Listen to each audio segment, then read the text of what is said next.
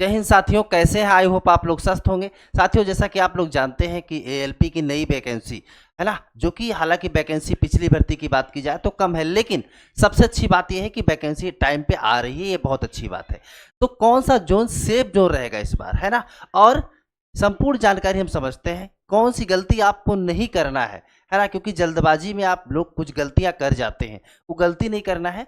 और एक हमें समझ होनी चाहिए कि कहाँ की कट ऑफ हाई जा सकती है और कहाँ पे कम। हम सब कुछ समझते हैं। इस वीडियो में आप सभी साथियों का लर्निंग विद जेएस के इस ऑफिशियल यूट्यूब चैनल पे बहुत बहुत स्वागत है। साथियों, बात करेंगे हम, जैसा कि आप जान रहे हैं कि 9,970 पदों पे वैकेंसी आई हुई है साथियों। तो इससे संबंधित कुछ महत्वपूर्ण चीज़ें सबसे पहले समझ लेते हैं। तो जैसा कि आप जानते हैं, क्या इसको हर कोई फॉर्म को भर सकता है? 10वीं पास, ध्यान दीजिएगा, 10वीं पास हो, लेकिन साथ में ध्यान दीजिएगा यहाँ पे 10वीं के साथ साथ आईटीआई होना चाहिए। और आईटीआई बहुत लोग करते हैं, जैसे किसी भी ट्रेड से हो, चाहे फिटर से हो या इलेक्ट्रीशियन से हो, यानी कि आप इस फॉर्म को भर सकते हैं, बशर्ते आपके पास आईटीआई डिग्री होना चाहिए। जो नए साथी हैं बताना चाहते हैं, आईटीआई कंपलसरी है। इसके अलावा 10वीं पास प्लस 3 वर्षीय engineering diploma, mechanical, electrical, electronic, automobile, कोई भी डिग्री डिप्लोमा हो आप कर सकते हैं। फिर आयु सीमा की बात कर ले साथियों, तो जैसा कि जानते हैं 18 साल से लेकर के 30 साल तक। 18 से 30 साल है, पिछली बार भी यही था, इस बार भी यही है। हाँ, एससी एसटी को 5 वर्ष की, ओबीसी को 3 वर्ष की छूट मिलने वाली है साथियों, इस चीज़ को आप समझ लीजिएगा। 1 जुलाई से एज की गणना काउंटिंग की जाएगी। फिर आगे अगर बात की जाए, इसमें दृष्टि मानक की बात करें तो आप जानते हैं कि बिना चश्मे की, ये इंपॉर्टेंट हो जाता है, क्योंकि भाई देखिए, जब आपको अच्छे से दिखाई नहीं दे रहा है तो आप कैसे काम कर पाएंगे, है ना। और इतना स्मार्ट वर्क है, आप समझिए टेक्निकल काम है। तो बिना चश्मे के 6x6 दूर दृष्टि और 0.06 निकट दृष्टि अनिवार्य है। कमजोर दृष्टि वाले अभ्यर्थी अयोग्य होंगे, यानी इस चीज को आपको पहले समझ लेना है साथियों। कुछ और महत्वपूर्ण चीजें हैं वो समझते हैं। अब अगर बात की जाए, जैसा कि सिलेक्शन प्रोसेस का पहले CBT 1 होगा। अब CBT 1 में अगर बात की जाए तो प्रश्न जो होंगे 75 होंगे और MCQ क्वेश्चन होंगे, ठीक है। विषय यहाँ पे मैथ है, इसके अलावा जीके जीएस है, रीजनिंग है और विज्ञान है।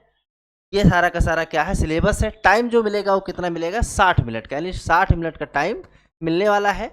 निगेटिव मार्किंग 1/3 रहने वाली है और केवल जो है क्वालिफाइंग है। ये जो पहला पेपर होता है ये क्या होगा, सिर्फ क्वालिफाइंग होगा। जो मेरिट बनती है वो CBT 2 जब होगा उससे बनेगा। इस मुख्य परीक्षा की अगर बात कर ले तो यहाँ 100 प्रश्न है ना, मैथ है, रीजनिंग है, जीके जीएस है, साइंस है। इसके अलावा 75 प्रश्न तकनीकी ट्रेड से संबंधित, जो भी आप ट्रेड किए हैं, है ना, उससे यहाँ पे टेक्निकल प्रश्न पूछे जाएंगे। टाइम 2 घंटा 30 मिनट, निगेटिव मार्किंग 1/3 रहेगा। तो ये 2 परीक्षाएं होंगी। इसके बाद ध्यान दीजिएगा, फिर आपका CBAT होगा, यानी कंप्यूटर आधारित एप्टीट्यूड टेस्ट। यहाँ पे साथियों क्या किया जाता है कि आपकी मानसिक और तकनीकी योग्यता का मूल्यांकन किया जाता है, और यहाँ पे कोई निगेटिव अंकन नहीं है साथियों। यहाँ पे आपका मानसिक है ना, मेंटल है ना, और आपका तकनीकी योग्यता क्या है उसको यहाँ पे जांचा जाता है। उम्मीद है आप समझ पाए होंगे कैसे यहाँ पे पूरा का पूरा आपका सिलेक्शन होगा। इसके बाद आपका दस्तावेज जो होगा वो चेक होगा, उसके बाद फाइनली आपका सिलेक्शन हो जाता है। कुछ महत्वपूर्ण चीज़ें अब हम बात करेंगे, सबसे ज़्यादा डेंजर जोन और सेफ जोन की, ये इंपॉर्टेंट हो जाता है। क्योंकि बात समझिएगा, मैं कई साथियों ने कमेंट किया था इसके पहले वाले वैकेंसी में, 1 नंबर से 2 नंबर से, और कहीं अगर और किसी जोन में भरे होते तो उनका सिलेक्शन हो गया होता, है ना। लेकिन ये जो थोड़े थोड़े नंबर से रह जाते हैं, इस बार सिलेक्शन हमें लेना है। तो अगर हम जोन वाइज अगर समझें यहाँ पे, तो कौन सा जोन सेफ होगा, कौन सा डेंजर होगा, एक आइए नज़र समझते हैं। सबसे पहले अगर हम डेंजर जोन की बात करें साथियों, ध्यान दीजिएगा, तो डेंजर जोन की बात करें तो यहाँ पे अनार है, जैसे उत्तर रेलवे। कारण है यहाँ पे क्या इसका डेंजर होने का, जैसे दिल्ली है, उत्तर प्रदेश है, हरियाणा जैसे घनी आबादी वाले क्षेत्रों से भारी संख्या में आवेदन आते हैं। ध्यान दीजिएगा साथियों, यहाँ पे भारी संख्या में आवेदन देखने को मिलते होंगे है साथियों। इसके अलावा अगर बात की जाए तो यहाँ पे 70 से 75% है ना, CBT 1 तक ही इसके पहले कट ऑफ। वैकेंसी की बात करें तो 521। फिर डेंजर जोन की अगर बात करें इसके बाद साथियों, तो पूर्व मध्य रेलवे यानी कि ECR, ध्यान दीजिएगा साथियों, ECR की हम बात कर रहे हैं। कारण अब यहाँ पे पूर्व मध्य रेलवे भी डेंजर जोन है। क्यों है ऐसा कह रहे हैं, क्योंकि बिहार और झारखंड से अधिक आवेदन आते हैं यहाँ पे। तकनीकी तैयारी में मजबूत उम्मीदवार यहीं से मिलते हैं। वैकेंसी 700 है। कट ऑफ 2024 की बात करें तो 68 से 73% यहाँ पे गई थी साथियों। इस चीज़ को आपको मैं बता रहा हूँ। फिर अगर डेंजर जोन की बात करें, उत्तर मध्य रेलवे यानी कि NCR, अब NCR भी डेंजर जोन है। क्यों है? क्योंकि यहाँ पे उत्तर प्रदेश है, खास करके प्रयागराज में कोचिंग का हब माना जाता है ना, और अच्छी तैयारी वाले यहाँ पे स्टूडेंट मिल जाते हैं। वैकेंसी 508 है। इसके पहले जो कट ऑफ गई थी 70 से 74%। यहाँ पे हम बात करें उत्तर मध्य रेलवे यानी कि एनसीआर की। क्या और कुछ डेंजर जोन है उसको भी समझ लेते हैं, फिर हम बात करेंगे सेफ जोन की, और फाइनली बात करेंगे कि 2025 की है ना कितनी कट ऑफ जा सकते हैं इस बार, जो ये 9,970 पदों पे भर्ती आई है। तो साथियों अब इसके बाद अगर बात करें पश्चिम रेलवे यानी WR, यहाँ पे गुजरात और महाराष्ट्र से तकनीकी रूप से मजबूत उम्मीदवार यहाँ पे भी मिलते हैं। यहाँ की कट ऑफ की बात की जाए तो 65 से 70%, ये पिछली बार कट ऑफ गई थी साथियों। अब हम बात कर रहे हैं सेफ जोन की, आखिर कहाँ पे सेफ जोन है और वहाँ की कट ऑफ कम जाती है, आइए हम आपको अगली स्लाइड पे बताते हैं। तो साथियों सेफ जोन की बात करें यानी कि कंपटीशन कहाँ पे कम रहने वाला है, तो पूर्वोत्तर सीमांत रेलवे यानी FR है ना, NFR की बात करें तो यहाँ पे पूर्वोत्तर राज्यों में कम, जितने भी पूर्वोत्तर के राज्य हैं है ना, 7 सिस्टर है, उसके आसपास वाला क्षेत्र जो है वहाँ पे वहाँ के लोग चूंकि कम फार्म डालते हैं, तो यहाँ पे अगर बात की जाए तो अपेक्षा के लिए 2024 में 60 से 65% कट ऑफ गई थी। वैकेंसी 125 साथियों, ध्यान दीजिएगा। अब उत्तर पूर्वी रेलवे बात करें अगर हम यानी NER की, यहाँ के अभी थोड़ा सा कट ऑफ कम जाती है, इसे हम सेफ जोन कह सकते हैं। कारण क्या है कि पूर्वी उत्तर प्रदेश और बिहार के कुछ हिस्सों में मध्यम प्रतिस्पर्धा रहती है, यानी मीडियम कंपटीशन रहने वाला है। वैकेंसी 100 कट ऑफ 62 से 68%, ध्यान दीजिएगा साथियों। अब हम दक्षिण मध्य रेलवे को समझे यानी SCR, ये भी आप समझिए कि सेफ जोन है।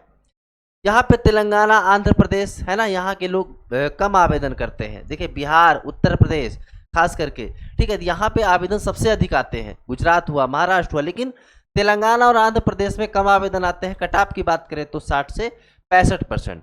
फिर हम दक्षिण पूर्व मध्य रेलवे की बात करें ECR, तो यहाँ पे जैसे छत्तीसगढ़ और मध्य प्रदेश के कुछ हिस्सों में कम आवेदन आते हैं, और यहाँ की कट ऑफ की बात करें तो 58 से लेकर के 63% तक साथियों। अब हम बात करेंगे 2025 की, है ना, क्या कट ऑफ रह सकती है इस बार फाइनल, आइए हम समझते हैं। साथियों यहाँ पे देखिएगा अगर हम बात करें CBT 1 और CBT 2 का, ध्यान दीजिएगा साथियों, यहाँ पे अगर बात की जाए कट ऑफ डेंजर जोन की बात करें तो 70 से 75% तक रह सकती है। सेफ जोन की बात करें तो 55 से 65% रह सकती है। ये हम बात कर रहे हैं CBT 1 की। अब CBT 2 की अगर बात करें तो डेंजर जोन 65 से 70% है ना, फिर सेफ जोन 50 से 60%। तो ये हमने आपके साथ चर्चा किया, जो ये हमने बताया ये कट ऑफ रह सकती है इस बार। अब CBAT की बात करें साथियों, ध्यान दीजिएगा, जो इसके बाद होगा, ठीक है, वहाँ पे आपको 42% अंक लाना अनिवार्य होता है सभी जोन के लिए, सभी जोन के लिए, ठीक है। जब आपका मानसिक है ना वहाँ पे चेक किया जाएगा, मेंटल एबिलिटी चेक होगी, तो वहाँ पे आपको 42% ही लाना जरूरी है, आप किसी भी जोन से फॉर्म भर रहे हो। तो CBT 1 CBT 2 और फिर आपका CBAT होगा आपका। आपको क्या करना है साथियों, ध्यान दीजिएगा, अभी आपको ध्यान दीजिएगा, जैसे कि आप जान रहे हैं फॉर्म की जो डेट है भरने की वो है 12 अप्रैल से लेकर के, है ना, 12 अप्रैल से लेकर 11 मई तक है, ठीक है, 11 मई तक है, लगभग 1 महीने का टाइम है। लेकिन अब आपको फॉर्म जल्दी भरना है। जो डॉक्यूमेंट आपके पास हो, जैसे कि हम बात करें ITI सर्टिफिकेट की, है ना, तो अगर ITI सर्टिफिकेट आपके पास नहीं है तो उसको आप ले लीजिए, ठीक है। इसके अलावा अगर सर्टिफिकेट की बात करें जैसे EWS सर्टिफिकेट या OBC सर्टिफिकेट, तो सेंटर की ये भर्ती है, तो आपके पास अगर OBC सर्टिफिकेट लगा रहे हैं तो सेंट्रल लेवल का लगाइए, ठीक है। स्टेट की अलग बनती है, सेंटर की अलग बनती है। इसी तरीके से EWS भी है, ठीक है, EWS भी सेंटर का अलग है, स्टेट का अलग है। तो यहाँ पे आपको क्या करना है, सेंट्रल लेवल का ही लगाना है, स्टेट लेवल का नहीं, क्योंकि वैकेंसी जो है वो सेंट्रल लेवल की है। आपके पास आधार कार्ड होना चाहिए, उसमें आपका जो भी आपने किया है 10th या ITI उससे रिलेटेड, उसमें अगर कोई त्रुटि लग रही है तो उसको आप संशोधन करवा सकते हैं, है ना, क्योंकि बाद में फिर आपको कोई समस्या ना हो। तो ये वीडियो था जिसमें हमने आपके साथ साझा किया सेफ जोन, डेंजर जोन। ऐसे इंपॉर्टेंट वीडियो इस चैनल के माध्यम से हम आपके लिए हमेशा लेकर के आते रहेंगे साथियों। आपको जानकारी कैसे लगी हमें कमेंट करके अपनी राय जरूर दीजिएगा। यहाँ तक आप आए हैं, नए हैं, तो आपका अपना परिवार है, चैनल पर जाके एक बार सब्सक्राइब करिए, वीडियो को शेयर करिए दोस्तों में। बहुत जल्द आपसे नेक्स्ट वीडियो में मिलते हैं, तब तक के लिए आप सभी साथियों का बहुत बहुत धन्यवाद। जय हिंद।